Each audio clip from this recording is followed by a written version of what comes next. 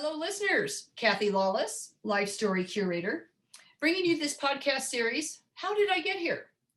A series of interviews designed for people just starting out in their careers, people in transition or possibly feeling stuck, and giving them access to the stories of people who have been there, done that, so that they might be inspired with some new ideas, or maybe just comforted knowing they are not alone, that everybody starts somewhere and everybody goes through times of transition and times when they feel stuck.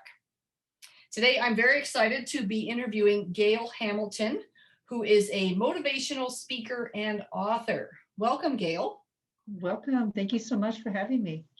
Well, I'm very excited about your interview today, and I think listeners, you will be too as it starts to unfold, because there's some surprises in here that are going to come about, and some that might seem obvious at first, but then as she goes through her story, there's going to be some twists. So anyway, so thank you, Gail, again. And I usually like to start with the icebreakers. So why don't you tell us where you grew up, what part of the country, how many siblings, what your family was like, where you were in the birth order, and how that shaped you as a person.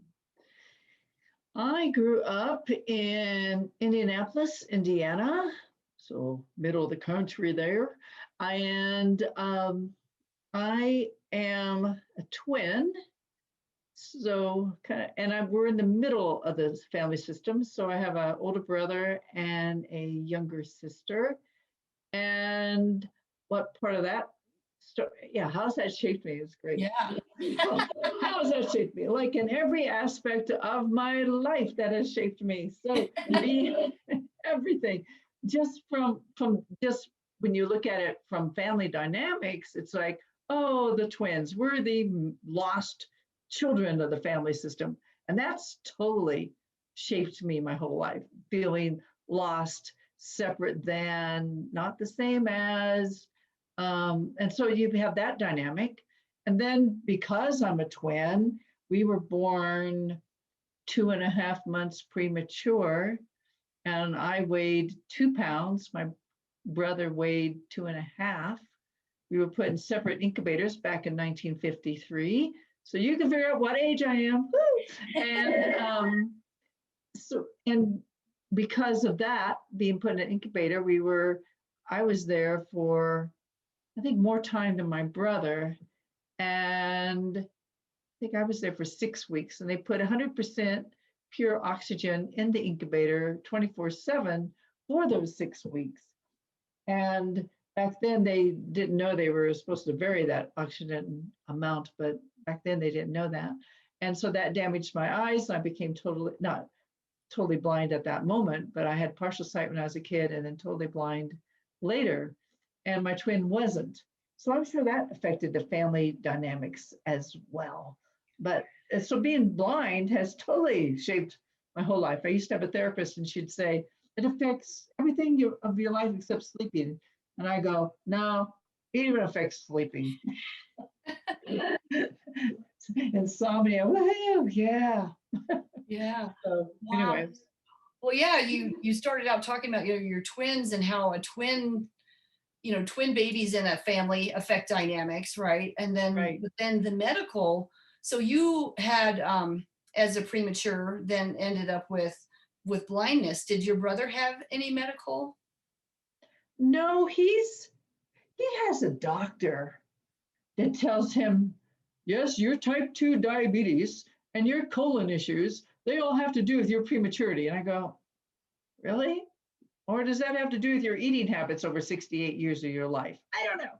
But I don't know, but his vision's okay as far as that goes, and his brains and all that. But yeah, I'm the only one that the two of us that became blind. So yeah, I don't know if his medical stuff has to do with premature. I wouldn't think so, since it took him so late to develop all that. Yeah. But I'm not a doctor. What do I know? Yeah. So what, as a young person growing up then and being challenged with the lack of sight like that, what kind of activities, what was your childhood like then? I had partial sight. So between 2 and 11, I mean, when my partial sight left at 11. So before that, my young childhood, I loved to draw. I I think I would have been an artist if I would have kept on, because since I'm a right brain kind of girl, I think I would have maybe been a painter or something. Because I don't know too many kids it bothers that when they draw a picture. When I did it with my little black lines and for the face, and it drew me. I was not. Bleh, that was fabulous sentence. I was driven nuts by the fact that there were the outlines on the face, the black circles. And I knew that wasn't right. And I couldn't figure out how to make it right at 5 years old. It's like, and I don't know too many kids that worried about that at 5. And then later I found out, oh, you draw in the background and you leave the white space, and that's how you get the white face. It's like, oh, it's like, I wish I'd known that at 5. That'd been cool, but I didn't know that. So I like to draw. I rode a bike. I watched TV. I hung around with neighborhood kids, chased butterflies with a little butterfly net. So I had enough sight to do that. Rode a bike. So kind of normal stuff. And yet, by the time I got to kindergarten, I knew I was different. And part of it was other people's reaction to me. My little kindergarten friends we made a flag one day, and we had to draw it, and we had to do the stars and the stripes and staple it to a stick to make the flag pole. And then we had to march around the room singing the national anthem. And they'd go, look at her flag. It's not the same as our flags. And they made fun of me. So then I started realizing I was different. And actually, now that I'm talking, I'm thinking that sucked. I'm kind of getting my feelings here, going, that was, they didn't accept me for who I was. And I can remember it's in my book that I wrote about how we had a little eye exam. And I knew I must have had some awareness at 5 or 6, whatever I was, that I wasn't going to be able to see that eye chart that we were going to have a little eye test, and I couldn't see it like they could. And I ran out of the room before they got to me. I was like, no, I'm not going there. So, I must have known that I was quote unquote different, and different to me meant less than. Different to me meant I wasn't good as the sighted people were, because that's probably what was projected to me and my family. And I learned that already by 5, which kind of sucks. Wow. That kind of sucks. It's super young to learn that and start having those feelings, right? And then of course, sometimes kids can be so accepting, and then sometimes kids can be so cruel, right? Right. And so in right. this case, it sounds like you had the latter. Right. Yeah. And my brothers did the same thing. They made fun of me, and my sister wasn't around yet, but yeah, they treated me as they made fun of me, locked me up in trees and barns and all kinds of brotherly things. But because I was blind, I couldn't get out of the situation. Yeah. And they knew that, so yeah. Special. They were special.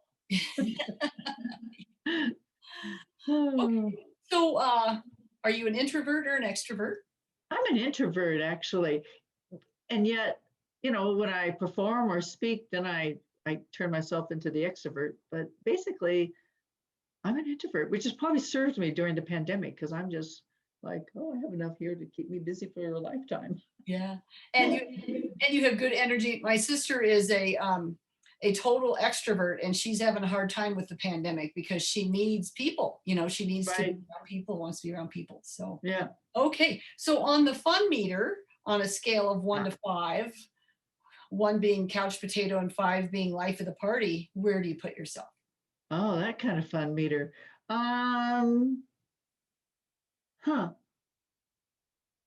I journaled I was going to be a 5.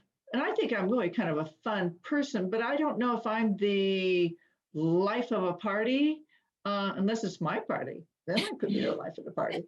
But if it's somebody else's party, just because that blindness factor again, I don't know if I'm the life of the party, because it's hard to have other people see me as quote normal. I think with the right people, my inner child gets to come out and I get to play, and I love it. I'm like, woo! But if the people don't exactly see me as quote normal unquote, then I'm kind of a 1, and say la vie. Yeah. And you can you can feel that when you're around Yeah. them, whether Yeah. they. Yeah. Yeah. Yeah. So when I first asked the question, it sounded like you said you were a 5, and then you went, "Oh, that meter." What kind of meter were you thinking I was referring to when I first mentioned? Yeah, I kind of thought of like, do I like to play? Do I like to have fun? What kind of person am I? And again, yeah, if my inner child gets to come out with the right person, I'm a 5. And if not, I go back to the 1. But that's what kind of how I thought about it. Okay, cool. Bit more guarded, and get that. Totally get that. Well, yeah, I don't know if I'm guarded, maybe, but I know when they don't see me as with high expectations and normal, and I can't. I used to have a massage guy, and he says you can't change a nickel into a quarter. At the end of the day, the nickel's the nickel, and the quarter the quarter. I think we all can touch each other's lives, and but you can't make them change. They have to want to go from the nickel to the quarter, and so if they see me as the nickel, it's sad. Because I know I'm the quarter, but I can't make them get there. Yeah, Yeah. there's not an openness to that. Okay. So on the risk meter scale of 1 to 5, 1 being low, 5 being high, where do you put yourself in taking risks? Yeah, it depends on what kind of risk we're going for too. I was like, well, what kind of risk? Am I risking myself to go out with COVID and go have lunch with somebody? I'm probably not taking that risk. But I would say I'm kind of a go for it person. And yet I have to talk myself into the risk sometimes, depending on what the risk is. If we're just talking about careers, then I probably would go for it if my heart felt like that was a thing to do. If it's, if I'm crossing a street, being a blind chick as I am with a dog or with a cane, I have to kind of think about it sometimes, it's like, especially if it's a big, busy one. It's like, oh, I really don't want to do that. But I make myself do it because the only way to get to the other side, streets and life, is to cross it. So if I want what's on the other side, I'm going to have to do that. So I do face them, and I do acknowledge the fear, and then I go for it most of the time, I would say. Wow. Thanks for explaining that so well. I love that. Crossing the street or crossing things in life. I mean, it's the kind of the same metaphor, right? That you It have is, to face yeah. it. Mm-hmm. Yeah. Cool. You can either be, and if with that same metaphor, I remember at one point in my life when I was going from having a seeing-eye dog to using a cane for a while, and I was afraid, in a way, to cross that street because it was a new experience after so many years with a dog, and now I have to use a cane. And I remember thinking, oh, well, I could be stuck here on this one side, or I could ask for help. Because you have choice in life, how you want to cross your streets in life. And you could either ask for help every single time you cross that crossroads in life or a street, or you could ask it for first couple times, and then maybe then a couple times after that you can say, okay, you stand here in the corner and watch me cross and see if I do okay. So you can ask for assistance. Can look different ways when you have to face your fears. And then eventually you cross by yourself, or you can acknowledge the fear inside and you do it anyway. That comes up in a lot of different ways. Oh, absolutely. The fear of asking for help. Yeah. Wow. Well, this is just so powerful already, just to hear the things that you face in normal everyday life, and yet many of us have those same fears, but we choose to operate differently. But you're facing them right away. You have a lot of experience probably facing fears, maybe more than the rest of us. So yeah, or they're just different, or they're more obvious. Yeah. And same way, like with my disability, it forces me to ask for help all the time. It forces me to be who I am, or to not be who I am, to face my demons all the time. It forces me to educate people all the time. Whether I just want to be me sometimes, but no, I have to go educate people on don't pet the dog, or don't do this, or don't do that, or I am the same as you, or we all have fears, or whatever it is, it forces me to be more out there. Like I was just thinking of music. You know, when people who have sight read a piece of music, they just read it. But being blind, I have to memorize every single measure, and I perfect it. And my one measure is way more beautiful than theirs is. Um, but I work at it and I perfect it. And why did I bring that up?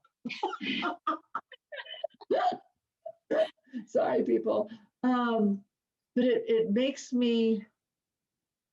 What was I talking about? Oh, I'm so sorry. Um, Talking about how you have to face so much and you have to ask for help, probably more yeah, than someone who is sighted. yeah, it makes me do everything more with intention and certainly more practice. I don't know why I brought that up. You probably Yeah. can just totally delete that or leave it in because she's human.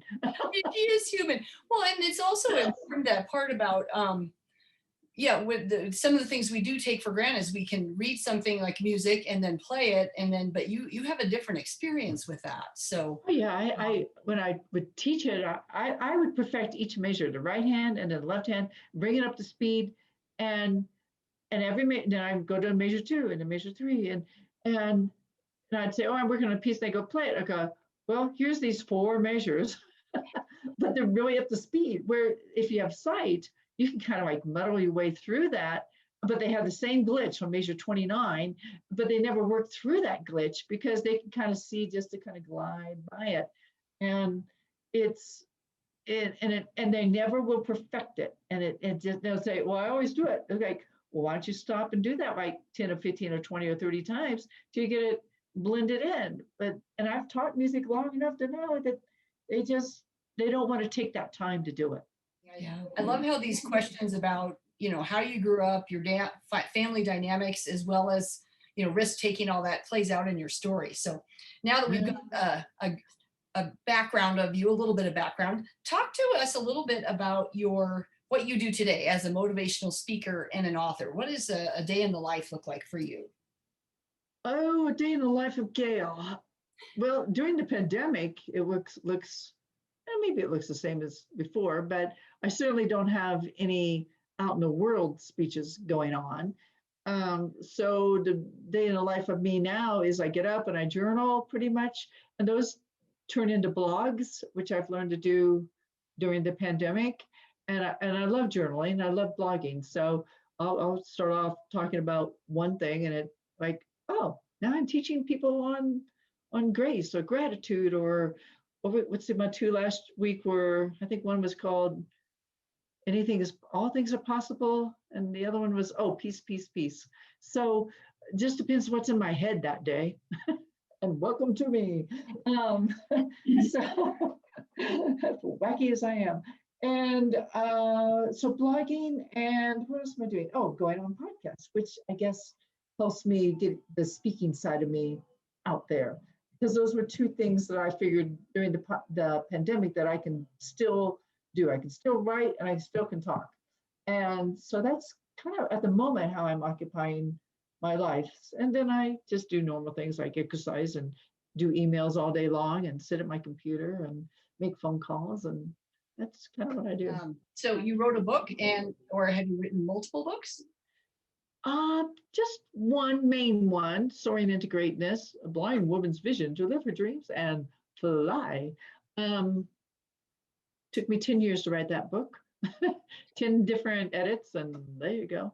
And I've been in several other little, like, what do they call this?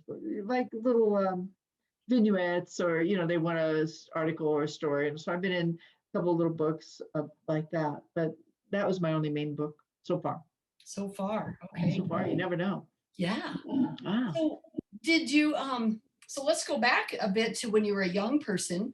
Did you always want to be a motivational speaker and a writer when you grew up? So when you were in junior high, high school, what did you think your life would be?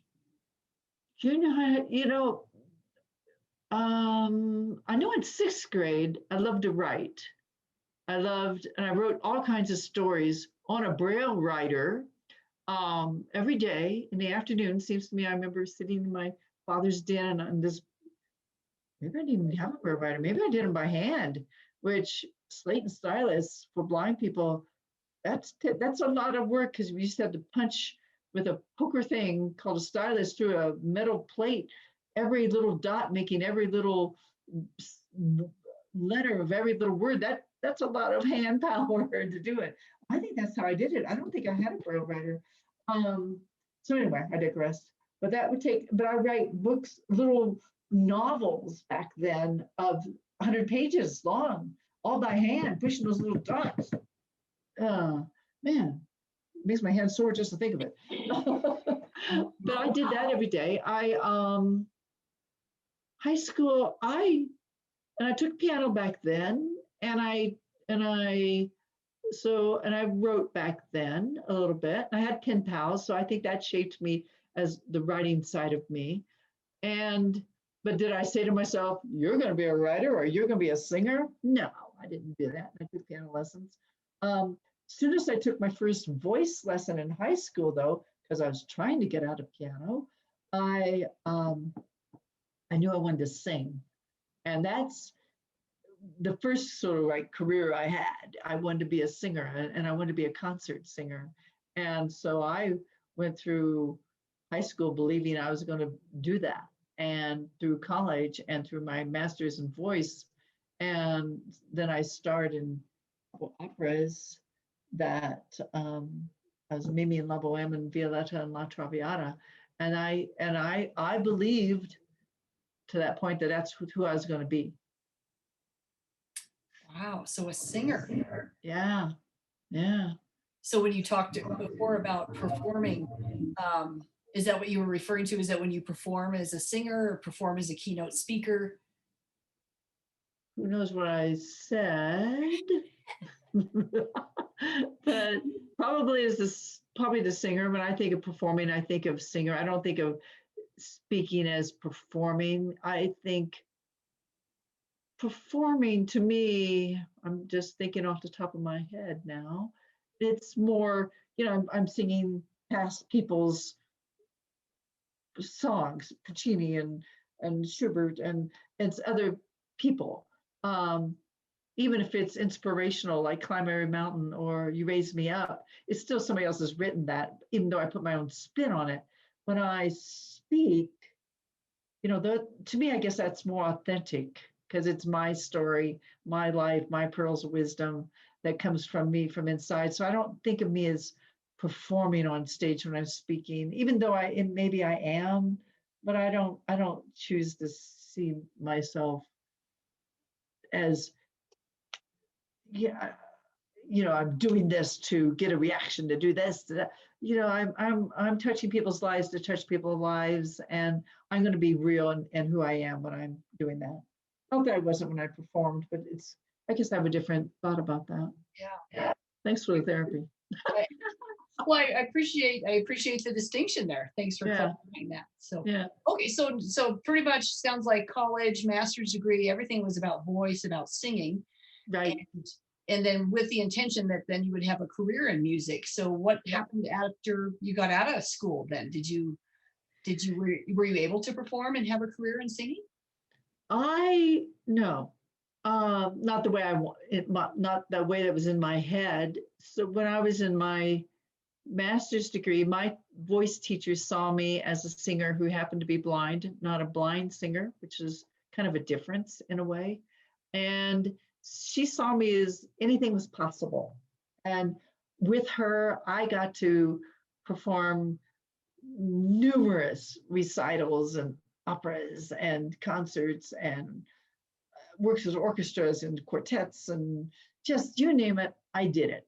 And in 5 years, it was amazing. And one of the things that shaped my life was I entered a national competition for singers, and we had about 50 pieces of music that had to be presented, an oratorio, work with orchestra, a song recital, an opera roll in the original language.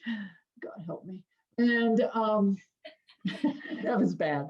And so I won I was in Kansas at the time. I won the state of Kansas. I won the region of, and then I had to go to nationals. And in like 2 weeks, was it 2 weeks?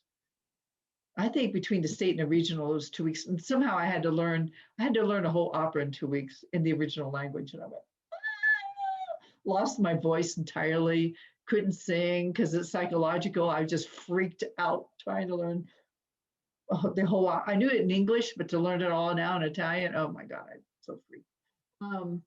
But anyway, I went to nationals and I was one of 7 people with nationals. And I don't know if I ever did learn that whole opera in Italian, come to think of it.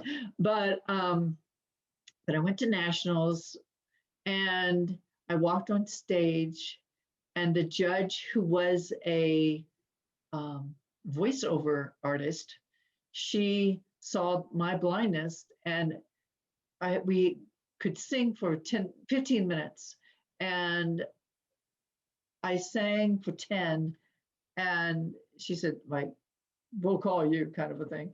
And I walked off stage knowing that she discriminated me against my blindness. And she did. She wrote on the top of my critique sheet, how do you expect to have a career in singing when you're blind? And I was devastated. I had no idea about discrimination. I had no idea about how to fight, how to stand up for myself, because I was abused as a kid. I mean, that's part of the story that hasn't been out yet, but I was. And so as an abused kid, you don't fight.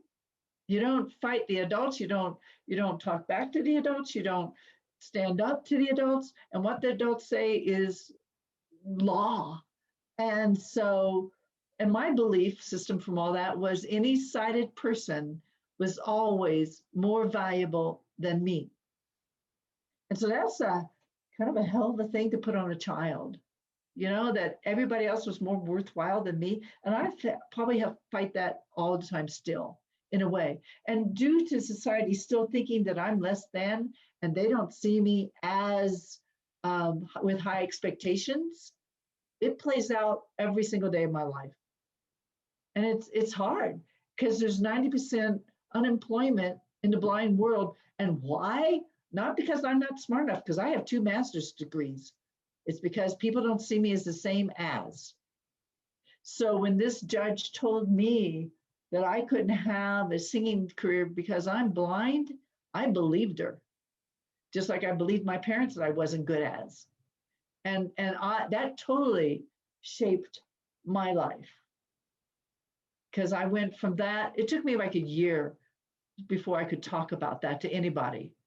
I was so devastated because people had told me that I had the voice to make it. Maybe I wasn't going to be, I had what they call in the singing world, I had a 2,000 seat voice, meaning that I could sing with 2,000 people in the audience. I had that much projection. The people that sing at the Met and at the opera, they have a 4,000 seat voice.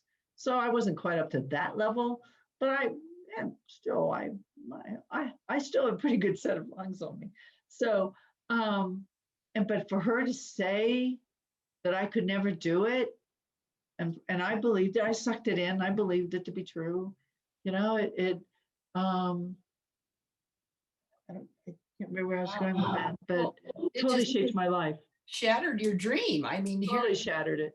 Totally shattered it. And then you also had this teacher in your college who was telling you were great and that you could do all these things and gave you all this opportunity, but you didn't seem to believe her as much as you believed the judge. Well, I did believe her. Yeah, I mean, yeah, that's an interesting point because it took me, I still was studying with her at the time. And you can't change that nickel to the quarter. You couldn't change the judge's mind. They wrote in their rules that the judge's decision was final. So there's no way to contest that. And I didn't know to stand up to him. If it'd be me now, I'd go, in your dreams, I'm going to fight you on this because I was good. I was better than the person who won. But because I had sight, didn't have sight, I didn't even make it to the top whatevers. So she, she couldn't probably change their mind either. She probably felt powerless. I don't know. I did audition for another opera after that and got that lead, but I couldn't figure out what to do. I'm in Kansas. She had brought in all these national stars, I guess stars and people that were doing workshops and people in the singing field to have workshops with us. And all of them said, yeah, she's good. I can remember, sideline story. I remember being in the bathroom in a stall and my teacher saying to this famous person, I don't remember now who it was, but it's probably in the book on page 243. I that but I remember her saying, well, Gail, what do you think about Gail? And this person said, oh, she's great. She's wonderful. Well, can you help her? She goes, well, she's blind, don't you? And my voice teacher said, yeah, but don't you think? And she goes, no. I was like, and I'm overhearing this, So you can't change their minds, but she believed in me. And this is the day before Andre Bocelli, before maybe Ray Charles is out there, but then there's who else? There's a whole bunch of blind people, stars, but you notice that even Andre, A, he's in Italy, B, he speaks Italian, so that helps. And he had people, and he sounds like Pavarotti for Pete's sakes, that helps. And he probably had some financing going. I didn't have the financial to back me, so and she believed in me, but we were in Kansas. How do you get to the Met from Kansas? And I think one of your questions deals with that, like things that stop you like now. How do you get to the Met from Kansas? How do I get to be a psychotherapist being blind? I know where I want to go, but getting from here to there has always been like one of my issues. And now I'm a writer and I'm a speaker. How do I get to be an international speaker when all I see every day is the four walls of my house? How do you get from here to there? That's probably one of my, Dorothy, I'm on the yellow brick road. How do I get there? Do I click the heels 3 times? I don't know. So you're devastated. Your dream is kind of right. Shattered. Devastated. Yeah. What did you say? Okay, I need to find another way to earn a living then. So what's my plan B? Or well, no, I didn't have a plan B at the time. So I was in Kansas. I thought about getting a doctorate. I don't know how that got into my head. And so I applied to Juilliard, and A, they wanted $85 for an application at the time, but B, I probably shouldn't have done this because I don't always do this. There's always a question like, do I say, hello, I'm blind and I want to do this? Or do I say, hello, I would like to come to your school? And then after they accept me, go, oh, and by the way, I'm blind. And I've done that with students too, and I teach them. I don't always tell them I'm blind when they call and say, yeah, well, Johnny wants to come to you for piano lessons. I go, great, bring him in. Because I have found that if I get the person in the door, they're going to either say, yes, great, fabulous, and then they're going to accept me for who I am and see that I've taught piano for 40 years, and by golly, I can teach Johnny how to do that too. Or they're going to get freaked out. They'll stay there for that lesson, but I'll never see him again. And there's that nickel quarter thing again. So with this, I asked Juilliard if they ever had a blind student, would they consider it? Oh, no, they got freaked out. So I probably should have done that, but that's okay. What I ended up doing was I came to Colorado, and because my parents lived here at the time, and I applied to be a doctorate student at University of Colorado. And I was in that program for 5 years, thinking that I'd be a voice teacher. If I can sing, be the opera, the concert singer I wanted to be, then I'll teach voice. And by end of that 5 years, we had some more discrimination happen. They said, they changed kind of the rules on language requirements and all that.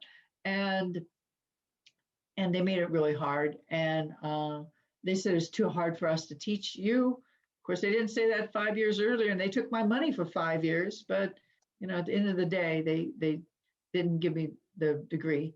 And so then I went on and got a master's in psychology and counseling because I thought, well, if I can't sing, and if I can't teach singing on a university level, like for a job, I'd already started teaching piano privately, but I wanted something more stable for Pete's sakes. And there's 90% unemployment in the blind community. So what am I going to do if people aren't out there hiring blind people? So, so I went to University Naropa Institute to get a degree in psychology counseling. And because I thought, well, I know about being blind. All I got to do is learn how to help other people, and I can be this therapist being. And halfway through that process, well, actually more than halfway, then they too said, I sort of brought some of it on myself because I wasn't very appropriate in an internship, but be that as it may, that kind of gave them the catalyst of saying, oh, you're different. We still can't teach you. You're never going to be a good therapist. And they too took my money for 5 years. And now at the end of 5 years of saying that, and I didn't fight the first two discriminations because I didn't know how. But by then I started taking some psychotherapy, and I started realizing I did have a voice. And I stood up to them, and I took them to mediation, and I got my degree. And I was a psychotherapist for about 10 years. And during that time though, I practiced psychotherapy, and I tried to get a quote real job out there. I sent out 500, 1,000 resumes, and probably because in a way I was a victim, and I didn't know I was, but I think in a way I had a lot of negative energy from all this probably that had gone on with my family life, with the discrimination in music, with the discrimination at University of Colorado, and even the school, the Naropa, where I got the Master's of Psychology. There's just all this stuff, and I was in a bad relationship, but I didn't know that when you're feeling all these zoogie feelings, I had to go to therapy. But I didn't know also that meant really that you're not in alignment with your purpose and your passion. And I kept trying to stick it out because by golly, one of my good traits is I'm committed. Whenever I say I'm going to do something, by golly, I am committed forever. But I didn't know that when you're unhappy, when you're not speaking your truth, when you're not living your truth, then that's the time to look and go, I'm not in alignment. I need to be doing what I'm supposed to be here on the planet to be doing. And once I figured that out, got through 10 years, and I was suicidal during that time period in my life. I was very unhappy. Career-wise, I think, well, it was in therapy. I read a book called Excuse Me, Your Life is Waiting. And the book says you have to want your dream, feel your dream, believe that your dream will come true. And I've added, you have to live your dream. But once I figured out that it was the 6 inches between my ears that mattered, it's my thoughts, it's my who I am, it's what I think about myself. Do I love me or do I not love me? It's I'm not saying this real well, but if I'm the creator of my destiny. If I think if my life sucks, then my life is going to suck. And if I think my life is going to empower others, and if I think that I have a desire and a passion and a purpose, then I'm going to be about that every day. And once I got that on a core level, that I am the creator of my destiny, it's not my parents, it's not that voice teacher, it's not those judges that said I wouldn't be anything, it's not all those other people in my life that cut me down. For 50 years of my life, I've had all this negative messaging. And once I learned that I'm the creator, then my life turned around totally. I was going to ask you start at one point you said there, once I figured this out, my question was going to be, well, how did you figure it out? So then you went into that already, which is awesome. So what's interesting to me is that you had all of this education around psychotherapy, and yet you didn't have the aha for yourself. It wasn't until you went into therapy for yourself, it sounds like, that you got the aha about how to create your own future. I did all the therapy, and we still were working through all the childhood stuff and all the discriminations and it took a long time. It took 10 years to undo all that mess. And so at the end of it, she suggested I read that book, and I read it, and it's sort of like it was the jewel on top of the crown, kind of a thing. I went, oh, I get it. But we had to have all that therapy beforehand. You just can't read the book and go, whoo, you have to be willing to do the work. And I was willing to do the work. And yeah, then I had the aha. And then my life, it really changed pretty dramatically. And then then at that same session, it sort of was, well, what do you want to do? And I said, I'm going to be famous and write a book. And she laughed at me and asked how come I wasn't writing a book now. And I didn't have any great excuse. I mean, at first I did. I don't know how to write a book. I don't know. I need to take some writing classes. I need to, all the it's that we all do for excuses of why we don't do our it in our life. And I came up with all those. And finally, I didn't really have any more it's left. And so I said, oh, I get it. There's no reason why I can't do the it. And so I did. I started writing for, like I said, 10 more years and 10 drafts. But, and in the writing of it, I let go of everything. I mean, it was the next letting go. It was really great because I'm probably the only person on the planet that can type. Being blind, it's great. I can type and cry and cathartic those experiences of my early childhood out, and I didn't have to see the computer screen. I can just type away. It's fabulous. Yeah. There's some perks of being blind. Yeah, you might have been a little wet. I'm thinking your teeth. Wet. That's right. Yeah. You're out. My keyboard shorted out. Yeah. Oh, that's funny. So the book was more therapy for you. Sort of, but I also wrote it for other people. I wrote it to let them know that they could go through the hard and make it on the other side.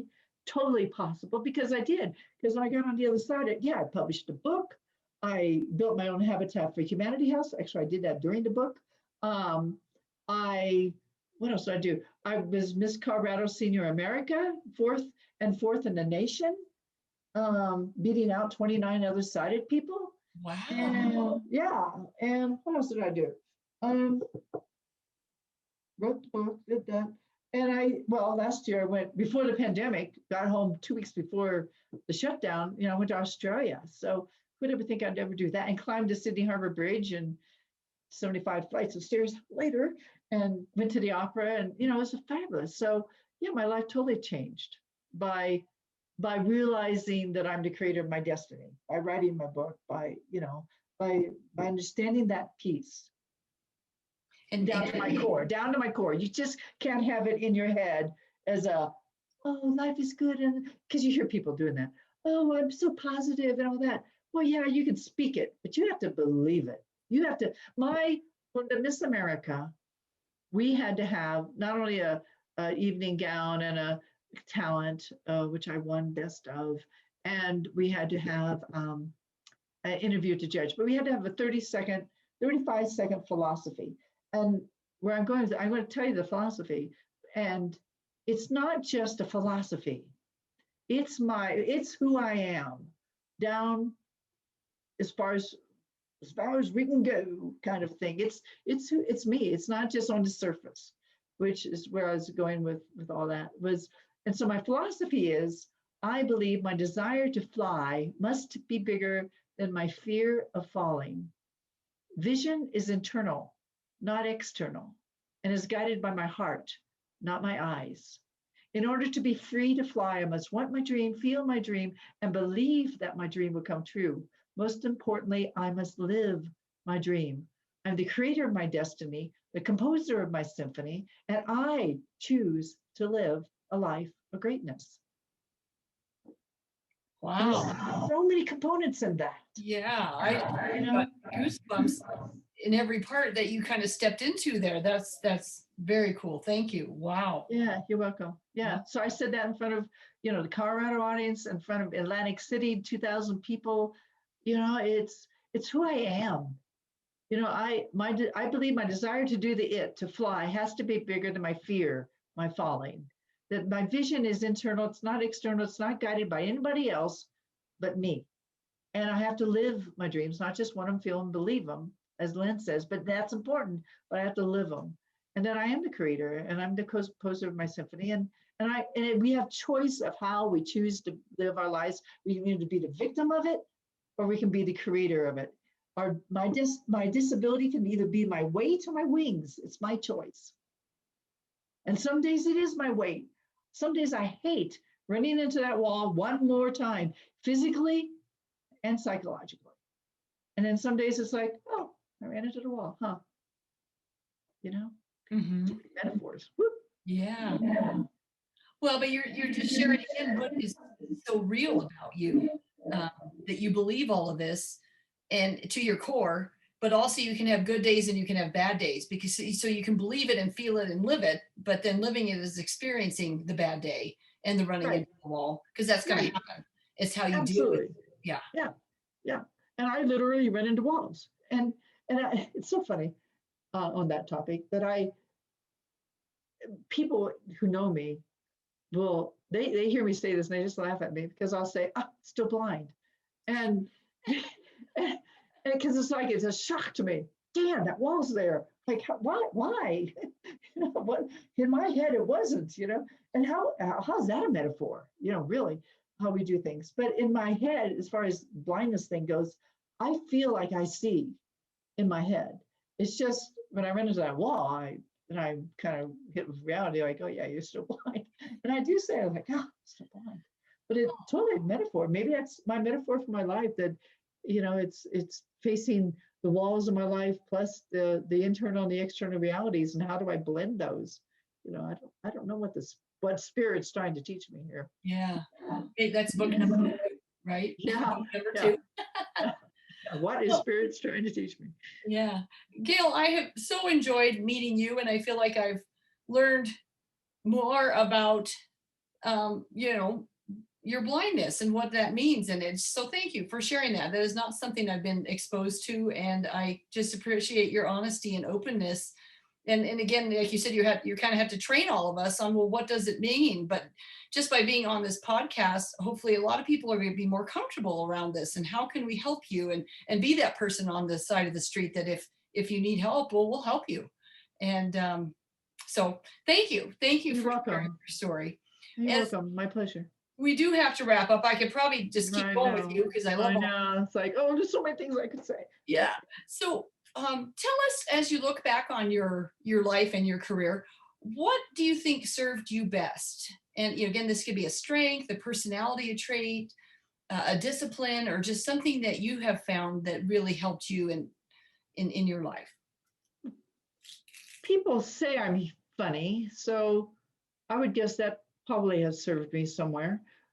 I think my commitment to whatever I'm doing and my passion, I'm pretty full in with what I'm doing.